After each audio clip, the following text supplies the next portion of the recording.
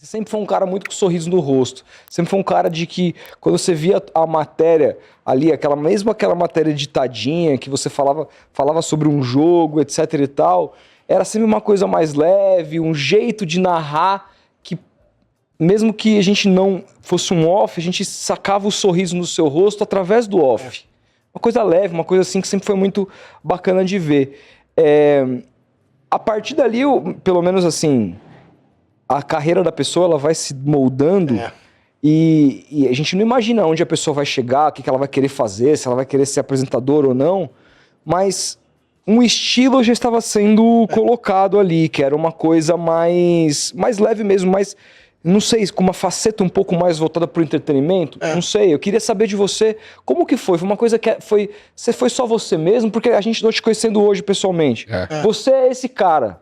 Então você apenas falou, cara, eu vou ser quem eu sou? Ou teve uma estratégia do ponto de vista, cara, o futebol, puta, precisa de um pouco mais de leveza. O que te fez ser o Edu de Menezes? Então, isso é legal porque tem uma história também por trás. Quando eu começo no jornalismo, eu venho, igual eu trabalhei na TV americana, trabalhei no interior, porque eu morava lá em Campinas fazendo faculdade, mas sempre fui de São Paulo. E aí eu venho pra cá, então eu faço estágio na Rádio Eldorado, na Rádio Bandeirantes, até com o Otávio Muniz também na UniTV, nas rádios pequenas, né, que eram rádios menores para aprender mesmo. Na época da Rádio Globo, eu trabalhava com ele, com o Otávio Muniz nas rádios, para fazer os jogos, porque não tinha vaga na Globo, quando surgisse a vaga eu já estava pronto. Então na Rádio Globo, vou pegar um exemplo, até os meus primeiros anos de carreira, eu sempre quis replicar o que eu via. Então eu lembro até hoje, meu primeiro dia na rádio, eu falava com a voz impostada, cara. Porque era a rádio de 2000. Então eu lembro... Tem gente que faz canal no YouTube e fala com a voz impostada hoje. Então, hoje eu vou falar pra vocês sobre o Palmeiras. Exatamente.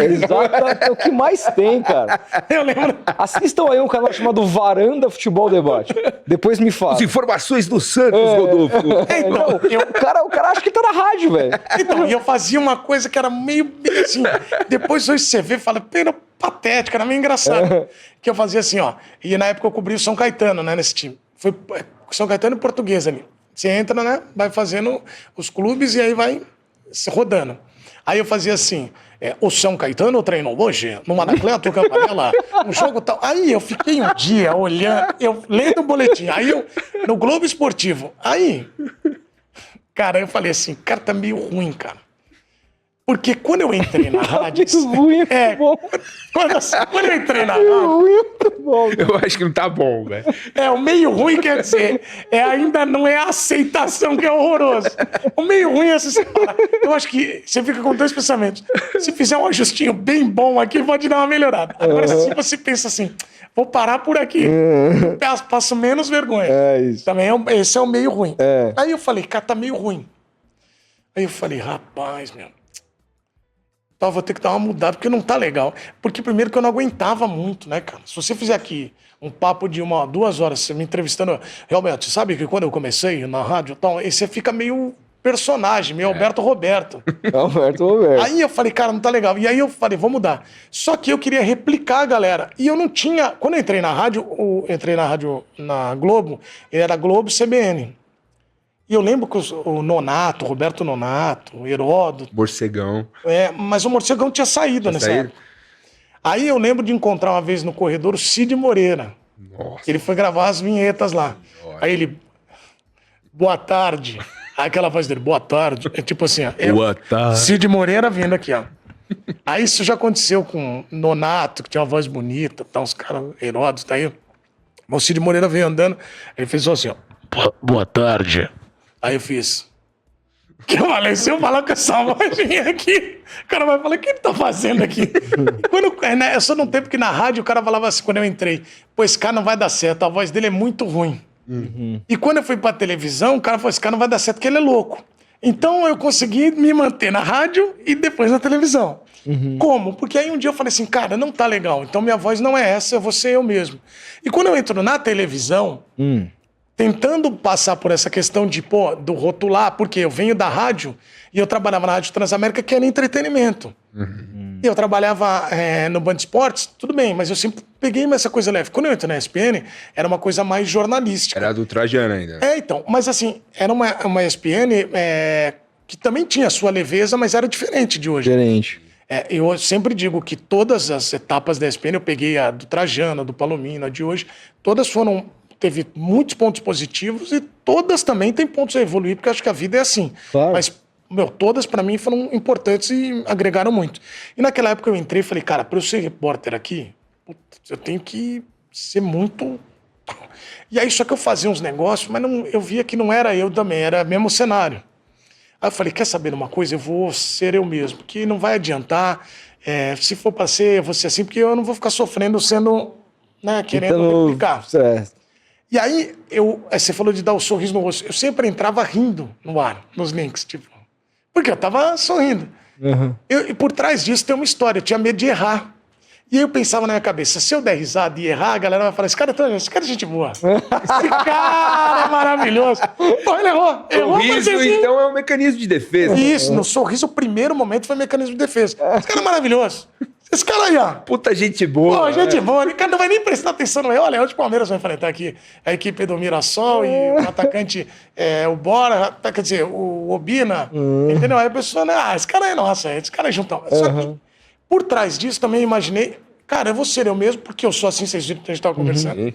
E o detalhe é que eu falei, pô, eu tô entrando na casa das pessoas. É futebol.